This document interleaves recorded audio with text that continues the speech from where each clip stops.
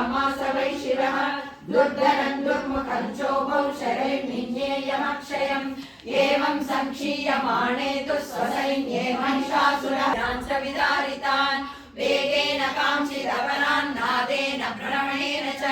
विश्वासपवनेनान्यान् पातयामास भूतले निपात्य प्रमथानीकमभ्यधावदसोऽसुरः सिंहं हन्तुं महादेव्या कोपं चक्रे ततोऽम्बिका सोऽपि कोपान् महावीर्यः कुरक्षुण्णमहीधरः शृङ्गाभ्यां पर्वतानुच्चां चिक्षेप जननाद च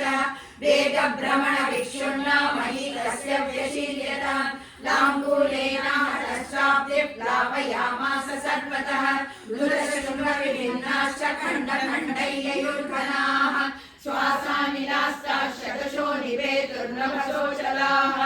इति क्रोधसमाध्मातमापतन्तं महासुरं दृष्ट्वा सा चण्डिका कोपं तद्वधाय तदाकरोत् साक्षिप्त्वा तस्य वैभाषन्तं बबन्ध महासुरं तद्याजमायुषं रूपं सोऽपि बद्धो महामृधे ततः सिंहो भवत्सद्यो यावत् तस्याम्बिका शिरः चिनत्ति तावत्पुरुषः खड्गपाणिरदृश्यत